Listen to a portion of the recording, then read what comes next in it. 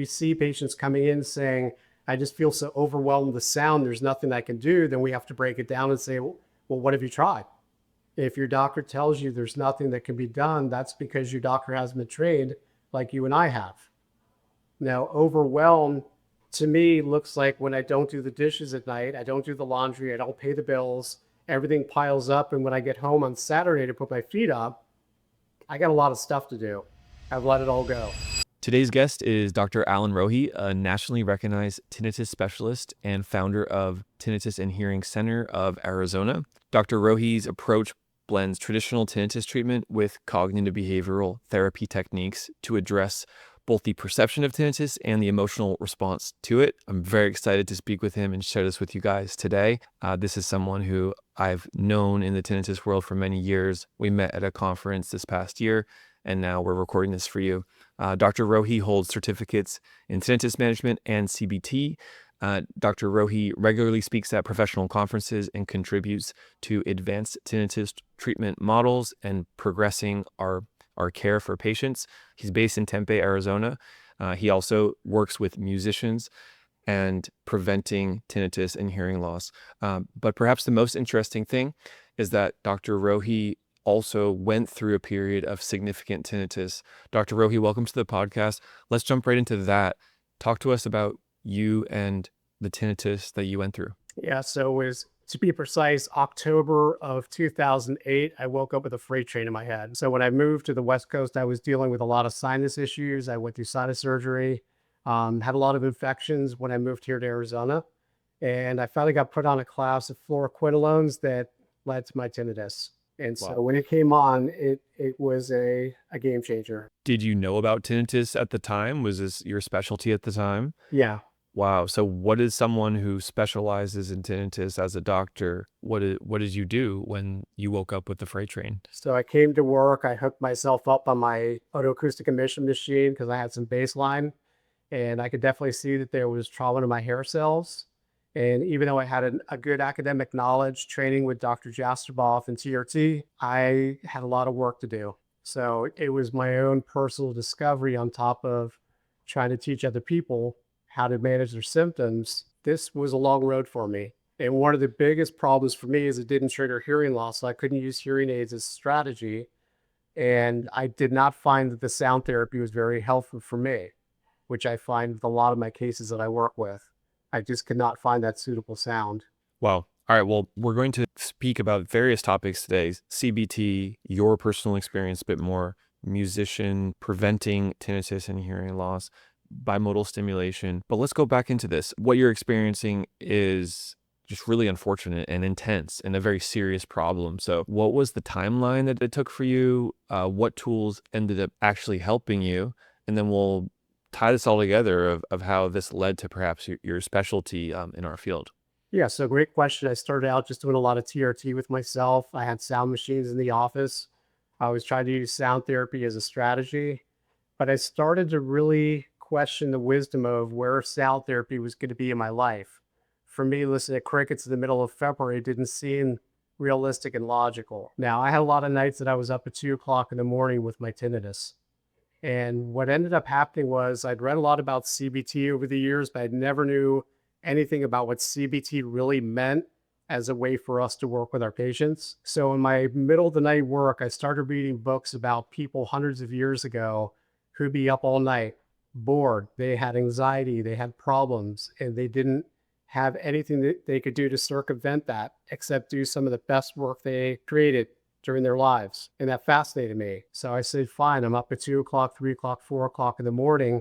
This is my time. I'm going to do my best work. And that's where I jumped in and started to gain knowledge about CBT and developing my Rohe method that I still offer here. And so CBT was more than just an academic approach. I decided to go to Philadelphia and train with a source. And it was really stepping out of my comfort zone because I was training with psychiatrists, psychologists, and social workers, but it really laid the framework for combining it with TRT, my knowledge of audiology, my study of neuroscience, and all things in between. And we developed a really good program. So let's cover CBT. Let's start with the 101. Okay. What is CBT for tinnitus? How does that work? Well, Most patients are probably like me in the early stages. I said, if my tinnitus is going to jump another level, I'm going to lose my mind. That's a thought process.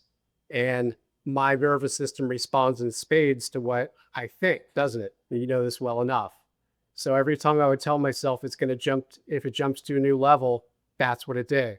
It went louder. And I was like, wow, these cognitions are really setting the stage for a real problem for me, because I could feel it in my body. I could feel my nervous system reacting to those kinds of thoughts. And so then I had to really deep dive. What are my behaviors that I'm doing every time my tinnitus gets worse?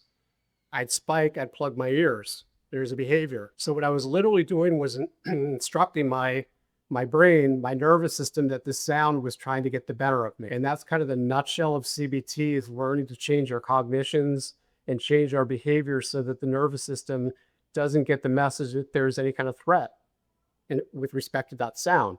Easier said than done. That's why my retraining program takes 4 to 6 months. Let's explain the nervous system a little more, because even when I'm hearing you, I've been deep in the nervous system tinnitus relationship for years, but it's easy to just say, oh yeah, the nervous system, got it. Right.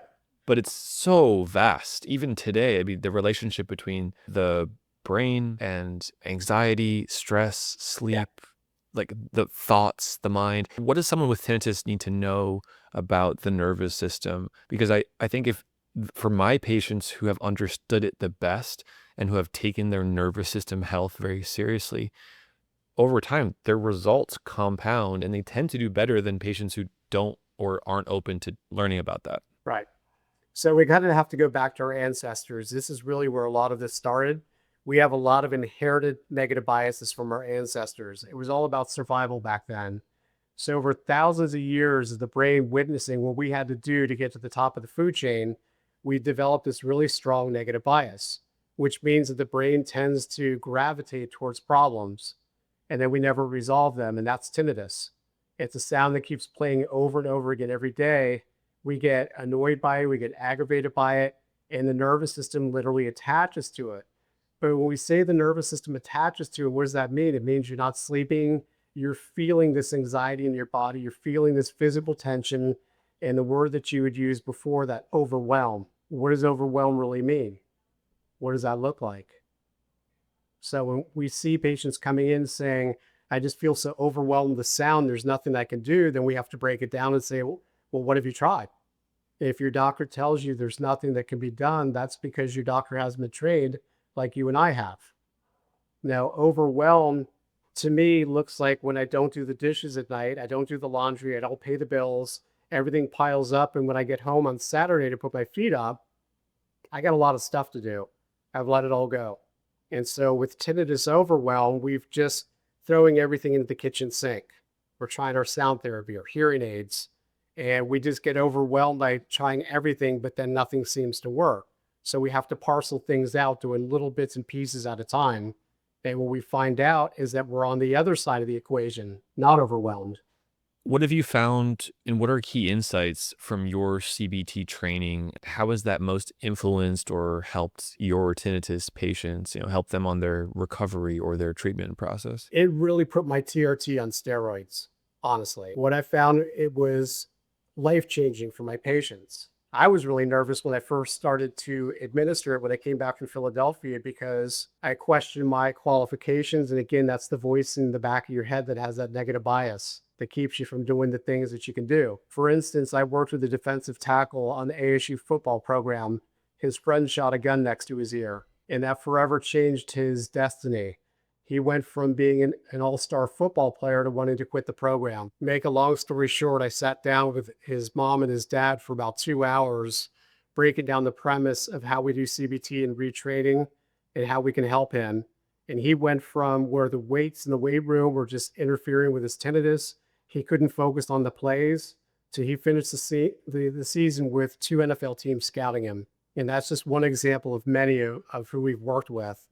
And I still reach out to him from time to time. And to this day, he barely ever hears his tinnitus at all anymore. Wow. How does that happen? Is that physiological? Does that just naturally, that was destined to happen? Or is the tinnitus retraining therapy, is the cognitive behavioral therapy, are these approaches like the main driver for the rewiring of the brain. What's your take on that? So I went back to my work in the mid to late 80s. I was a speech language pathology major as an undergrad. And so I was raised in New York and I used to work at the Burke Rehabilitation Hospital. And back then I was working with stroke patients, head trauma, Parkinson's, and we were witnessing all the miraculous things we could do with neuroplasticity, teaching people how to rewire and regain function. And when I started looking back at how we were changing people's brains back then, it struck me that we have to be able to do the same thing with tinnitus. I thought about how I slept in my aunt's apartment in Manhattan and how I could sleep with all the noise going on around me. And I started to really question, are we using sound therapy as a cover, but we're never really changing the brain? Or do we go work higher up and train the filters in our brain to start blocking the same perception that we have with traffic, airport noise, people living near railroad tracks? So the idea was I wanted to get rid of my sound therapy, try to learn the CBT techniques and see if I could actually train my brain to close off this tinnitus sound without any sound therapy at all. And that became the model that I work with. So in my Rohe method program, about 99% of my patients don't get any sound therapy, which is very different. That is very different. It's very It's very different. different. Yeah. Yeah, and so we're both audiologists. Our team at Treble Health, we use fundamentals, principles of CBT for our patients. And I want to say to people, it's not. I don't want people to think that it's so complex, or I also don't want people to think that they have a psychological or psychiatric condition to need CBT, because that's really not the case for Right. tinnitus. And what we've certainly also found that help getting into the cognitive reactions, the mental reactions, improves anxiety. It can improve stress. We've also found things like guided breathing and settling the mind, settling the body and the nervous system, that can be very helpful.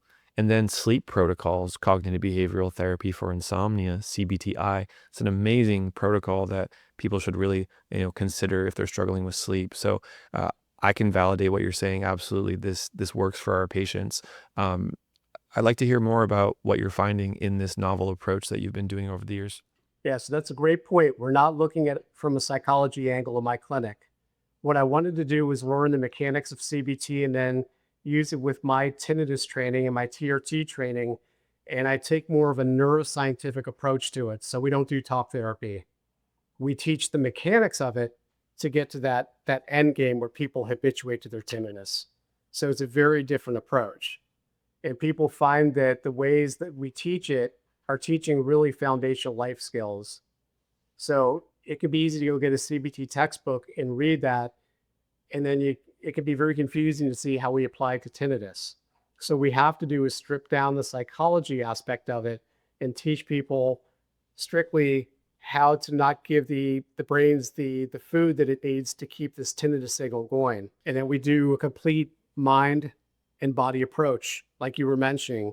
It's not just CBT that we do. We start there, then we do body techniques, we do breathing techniques, we do relaxation techniques.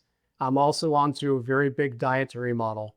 I'm getting set to partner with a nutritionist because I know there's a lot of inflammation associated with tinnitus, neuroinflammation. The stress response releases these pro-inflammatory cytokines that can really ramp up that stress response and the loudness of our tinnitus. And so when we do the mind-body dietary approach, I think we're really onto something here. Yeah, I think back to this diagram from the Dr. Jastreboff course, which we'll put on the screen right now, where it basically shows these different boxes. It's a very like engineer mind diagram of how tinnitus works, the inputs and the outputs. There's signals that, neural pathways that go to tinnitus and go from it. And it looks at, okay, there's different factors involved. We can't put our finger directly to control tinnitus, but I describe it as there's various indirect pathways. There's the hearing. So if you have a hearing loss, maybe treat it with hearing aid or potentially use sound therapy in the hearing pathway. Then there's the autonomic nervous system. Sleep affects that. Relaxation, stress affects that. Then there's this limbic system where these thoughts and these thinking patterns and anxiety and fear can affect it. Then there's like the frontal lobe, like which is more of the active CBT work. So I've found it helpful to describe to people that these are all indirect pathways that when you have positive inputs in them, you will help your tinnitus. Um, Absolutely. I love to hear what else you find in that domain, in that kind of visual. What's really important for people to understand who are listening to this, wanting to reduce their tinnitus or their impact of it? Great question. So you brought up the prefrontal cortex, which is a really important part of our brain, and a lot of our work that we do centers here. That's where executive decision making is. There's a great researcher out there that talks about this loss of gating function that we have with chronic tinnitus in our brains. And when the gate drops, the tinnitus signal goes very loud. And the work in the prefrontal cortex through CBT, through breathing, through mindfulness, through meditation builds that gate back up. And that breaks our awareness and it breaks our perception of it. So, a lot of what we do instead of teaching CBTs, we do high level teaching. I spend 2 hours on my first visit breaking down this whole response that you were talking about, the auditory system, the brain, the limbic system. Then we get into the amygdala. Then we get into the hypothalamic pituitary adrenal axis and how that stress response comes on. Then I like to go to a snake analogy. Got a nice guy walking in the woods with his wife and he encounters a venomous snake and he gets an immediate nervous system response, right? So his immediate reaction is fight or flight. His wife's running back to the cabin. But this gentleman, through a little bit of CBT training, takes a look at the snake first and says, okay, we've got a coiled up snake. His posture is telling me exactly what's going to happen in the next few milliseconds. I need to stand still. I need to not move because the snake right now is as scared of me as I am of him. Second, I know that he's venomous, but my brain lied to me and said all snakes kill, which got me in this situation. Most of the snakes he encounters aren't venomous. He encounters hundreds of them when he's on the hike. And he looks down at the snake and he says, I know I'm standing still and I've got a cane to defend myself. I'm not scared. And his nervous system just calms down right in tandem. That's kind of what CBT looks like, is using rational evidence-based thinking to control the nervous system response to your situation. How do your patients respond to this? Have to put in the context of each and every one's case. I worked with a fighter pilot who flew F-15s in the Air Force and grounded himself. And so from his thinking, he couldn't fly anymore. He grounded himself, and that was very depressing to him. And he was convinced that the cockpit was further damaging his auditory system. So from an evidence-based CBT approach, I did hearing tests on him every 3 months until he was satisfied his ears weren't changing. And then he followed all the techniques that we taught. Make a long story short, he completely retrained his tinnitus and actually took me up in a fighter jet as a thank you. So it's almost as if reducing tinnitus becomes easier when our mind is in the right state, when we have the right understanding Yeah. and we know the mental tools to respond to different problems or situations. Yeah. Yeah, exactly. Because like with the snake analogy, there's a whole fear response around our symptoms, aren't there? And I had to struggle with that as well. It was a fear that it was going to get louder, that my life was going to be ruined, that I was never going to be able to see another tinnitus case again. So I was going down this snowball of fear. And so we have to do, our brain gives us this nervous response so that we can solve the problem. But we're not being given tools as tinnitus patients on how to problem solve. We're constantly being told nothing can be done. And so I love sound therapy in the early stages. I didn't mean to say earlier that I didn't see value in that. I think in the early stage, it's a wonderful benefit. But what we have to do is teach people a long-term strategy so that they're not using sound 10, 15 years from now. I agree with that. I agree with that. When I have consultations with patients, I explain how we use sound therapy, and I say at the end of the treatment, you don't need to use sound therapy anymore. The goal is to not. That's an important piece of it. Exactly. All right. So what you're describing here is the mental part is maybe just as important as the devices that are out there. Counseling is the most important part. And that's also exactly what Dr. Jastroboff said when I had him on as a guest. I said, yeah, what's the one most important thing people with tinnitus really need to get right? And his response was, after all his years, proper understanding and education of what is actually going on and what's in your control. So talk to me more about that. I'd love to hear what our audience could benefit from. This type of conversation is really helping people and is putting their mind in the right place. Like you said, other doctors commonly say, there's not much you can do. You could try hearing aids, but not much else. There's no cure. Oh, I have it. Just ignore it like I do. That kind of puts people at a deficit. So bring us back to at least neutral, maybe positive here. Yeah, you can't ignore it. So that's not our job, is to try to ignore it. So Dr. Jastreboff came up with that wonderful concept that we have to move into that habituation of the reaction. And once we reach that stage, then we can habituate the perception. But what does that mean? So what it means is our job as the counselors and the educators and the teachers is to show our patients what it looks like to get to the habituation of the reaction. But most of us don't even know what the reaction really looks like.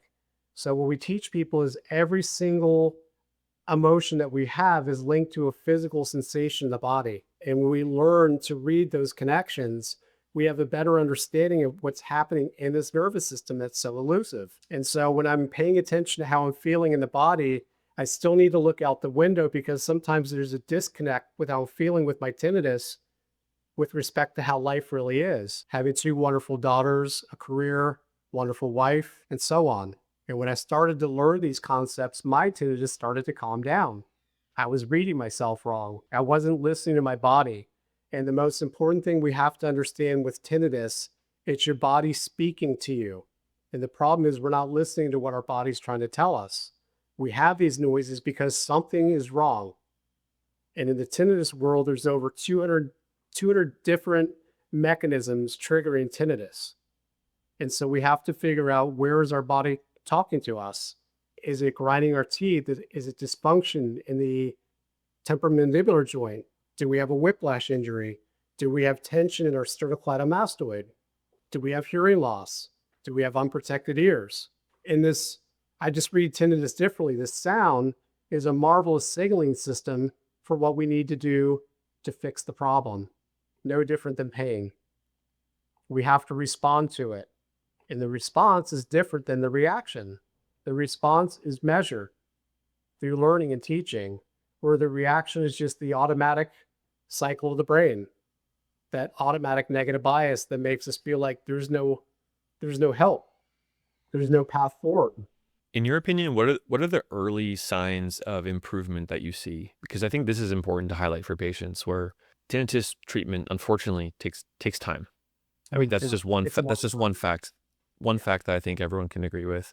But what are early signs or indicators that someone's on the right track? So the very first thing that we teach is breathing. Now, breathing is the source of life, yes. But we've got all of this sympathetic activity going on in our nervous system.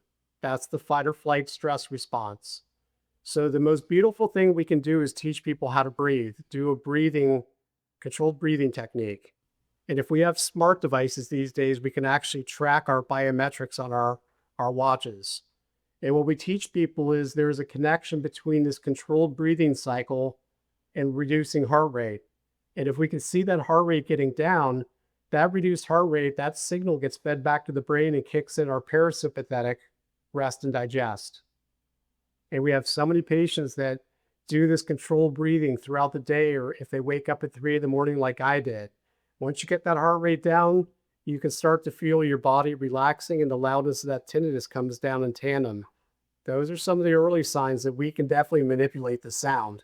I want to talk about this and highlight it. I've heard another colleague describe it as this guided breathing settles the mind and it can settle the body. And I think that's a very easy to understand way to explain it. I also know that many people have never tried guided breathing. I'm curious, in your program or in your experience, what works? I know from our side, we have patients report that box breathing is helpful for anxiety. 4-7-8 breathing is helpful for anxiety. And I had a sleep doc, a PhD psychologist who specializes in sleep on our podcast, and explained that 4-7-8 breathing is something that was introduced to professionals relatively recently, and it can do extremely well. So curious what types of breathing techniques you found work best for your patients with tinnitus. So I do the box breathing technique, or I just do a simple breathing meditation where I want to get the breath into the diaphragm and I want to expand that diaphragm. My dancers like to hold their breath in their chest, and we have to teach them to get it further down. And we're not holding the breath. We're just doing a deep inhalation. And then I'm thinking the word relax on the exhalation phase. Now, saying the word relax is an instruction set. And I've done a lot of studying in neuroscience that the body only understands how to heal when it receives the right instruction to heal. And if I'm literally using my mindset to tell myself to relax, it helps guide the body towards that healing and relaxing. And I like to do this breathing meditation for about 5 to 10 minutes and do it in pockets throughout the day. I guarantee you it's not going to work when you're in the throes of anxiety. So we don't want to wait until we've lost control. We want to use it to help us stay in control. It's a really marvelous technique. I like that. It's a proactive approach. It's similar to Absolutely. how we get healthy with exercise or diet. It's consistency, proactive approach. Okay. And then what specific CBT techniques or exercises do you teach? Would you mind sharing a few that we could maybe start practicing on our own? Well, you've been in Manhattan, right? I have. I used to live in Brooklyn, and my brother lives in Brooklyn. My sister lives in New York City as well. So been through there. So we all ride the subway. And you might have been on the subway one time with something's poking in your back. How's it make you feel? Uncomfortable. Yeah, paranoid maybe, right? So we're thinking, I'm about to be mugged. And your hands are getting clammy. You start shaking, start getting really scared. That's our tinnitus. Now we have an opportunity to turn around and see what's going on. Now all of a sudden I see it wasn't a gun, it was a blind man and his walking stick is bumping into me. Now my whole emotional response is just flipped from fear to remorse. And I quickly go from that fear response into feeling bad for judging this blind man. That's an example of CBT in the wild, using it immediately.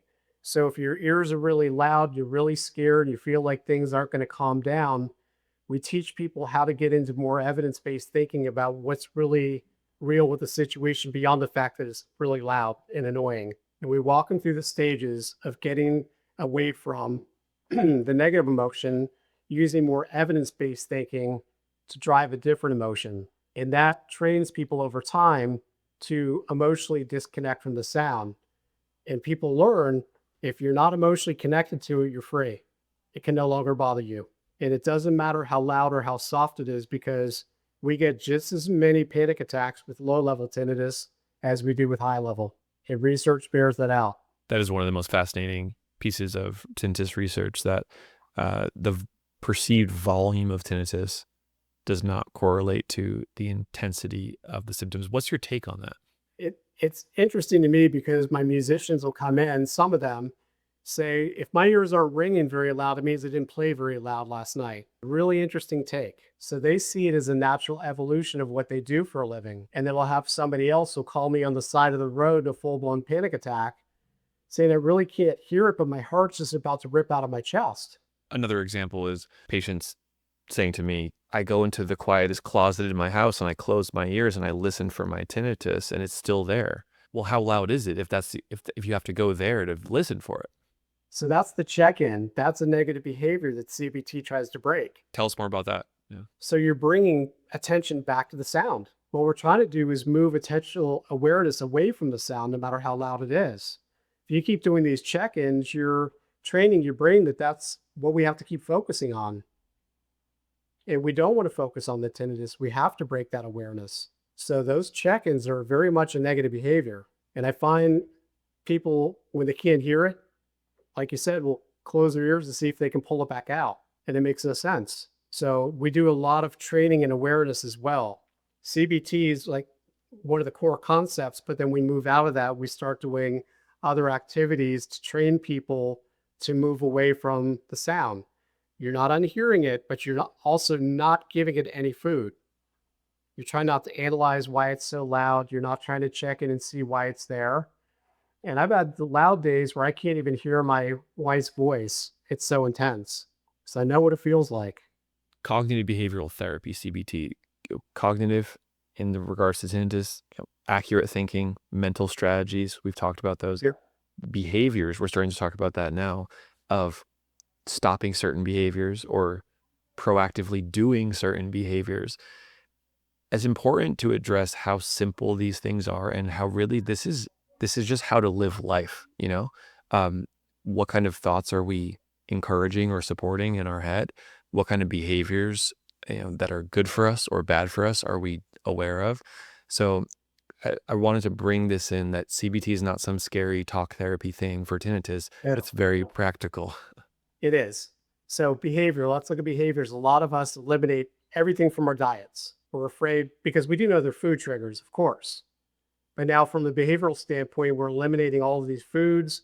Maybe I'll sleep on my left side tonight because I had a better night last night on my left side. So I want to avoid my right side. Maybe I'll sleep in the armchair instead. Maybe I'll sleep better that way. Also, what we see a lot of our patients doing is withdrawing from society, afraid going out is going to make my tinnitus louder. And so we have to modify those types of behaviors. If you want to get back to your child's sporting events, we've got great custom ear molds that can solve that problem. My pilot who grounded himself, I got his company to buy him the best noise canceling headset in the industry. There was no noise in that cockpit once we got those headphones on in, and then used the hearing test to support that there was no further damage happening to him. And so we have to get people re-engaging in life. There's a big fear around tinnitus that everything is going to make it worse.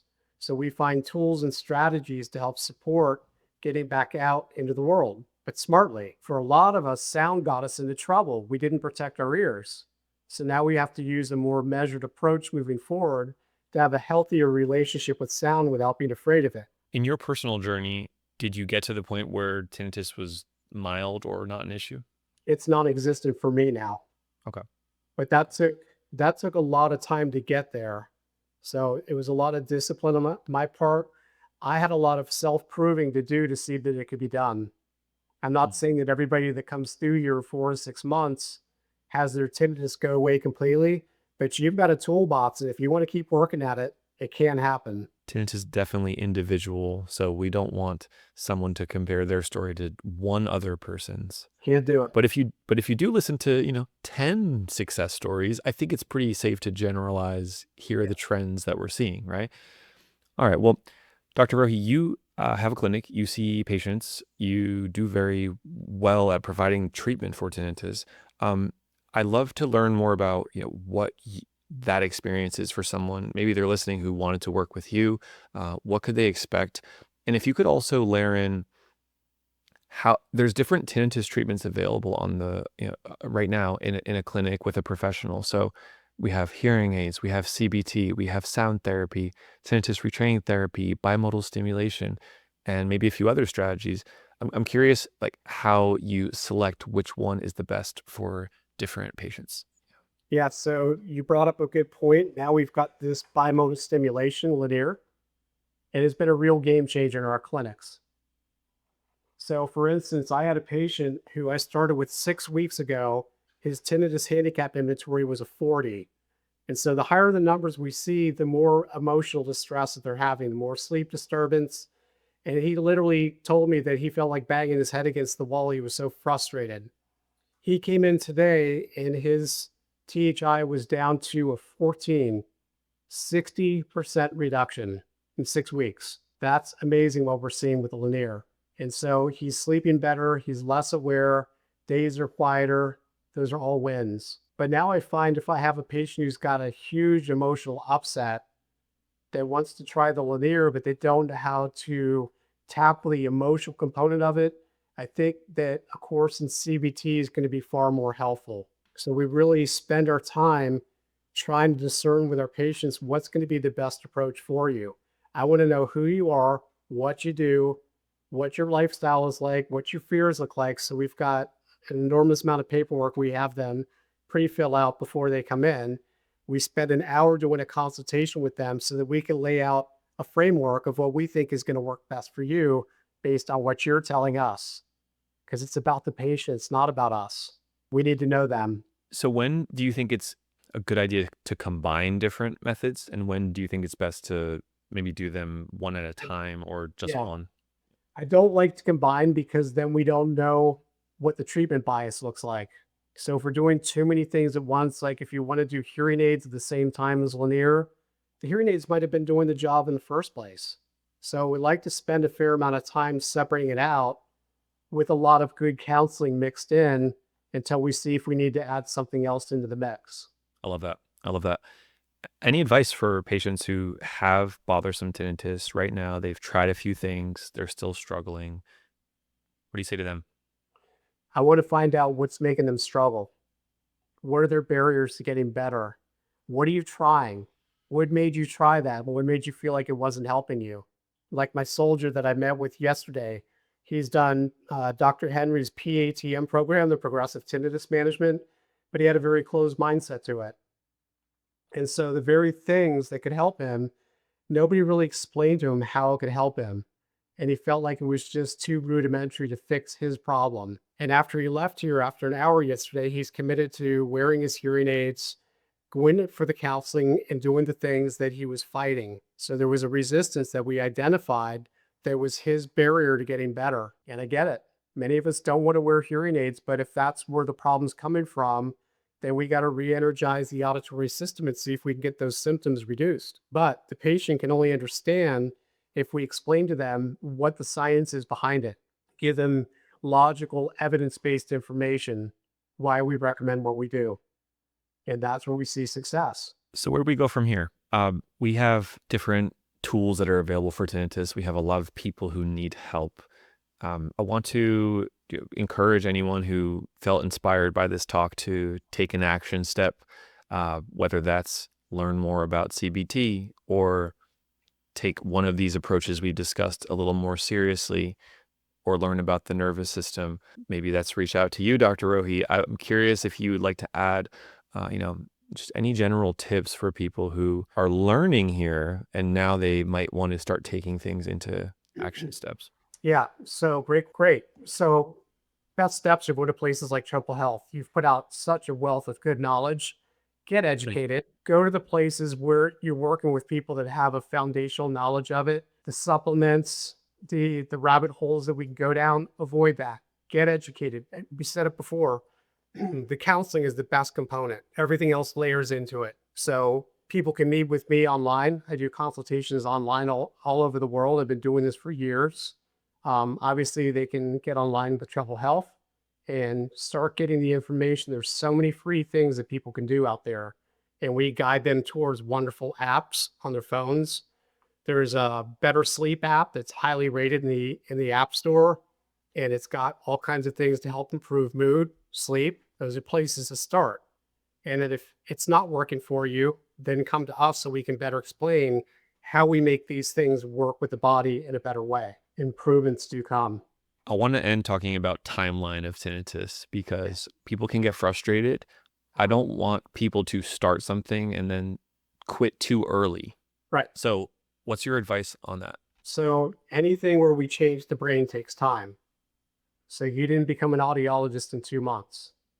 If we want to reshape the brain, and when we talk about the habituation, we talk about neuroplasticity, those processes are very slow. And so we have to be very patient with the process. Sound therapy in the initial stages helps break that awareness while the work that we're doing behind the scenes kicks in on the slow end so that we have an enduring result. So when we look at the rewiring process in the brain, that can take 4 to 6 months. That's a realistic time frame to habituate. Some people get there faster, some people get there slower. So when I used to take guitar lessons, I'd go in and I would complain, I'm not getting any better. I'm not learning. And my instructor would look at me and say, but you're not hitting the frets anymore. The notes aren't sour. Your speed's improved on the chords. That's the trick with rewiring. We don't notice the changes. My tinnitus is still there. It's still bothering me, but I'm reacting to it less. I'm sleeping better. I got my appetite back. I'm a little less anxious. Absolutely, you're spot on. All right, well, we want to make sure we give anyone who's listening the full catalog of Dr. Rohe's resources available or services. So tell us everything, website, any publications or, printed materials or, online resources, where can they go to find you? And we'd love to hear that. So my website is www.tinnitusaz.com. So I published a lot of information on my website. Our office number 480-831-6159. I welcome any and all questions. Thank you so much. And patients can drive to you or see you via telehealth. That's amazing. Correct. We've been doing telehealth in our practice as well. So, Dr. Rohe, we had so much to talk about because there's very few people I can go this specific with on tinnitus. So, for everyone watching, let's put in the comments on YouTube. Thank you, Dr. Rohe. Great conversation, because it certainly was for me. I'll give you the last word. Again, thanks for coming on the Treble Health podcast. Thank you very much. There is hope. You just have to get with the right people. I know you may have tried everything and you feel like you've exhausted everything, but we have established clinics that we've proven that we can help people time and time again. And so you have to take away that message of hope. It's hard in an hour's time to convey exactly how these techniques can shape and change the brain, but have the knowledge of knowing that we've set up these clinics, we've dedicated our lives to you. This is what we do. And we've spent the time and the energy and the years learning every aspect of these problematic sounds so that we can help people live their lives to their fullest. And we do appreciate your trust in us. Thank you. Thank you, guys. We'll see you soon.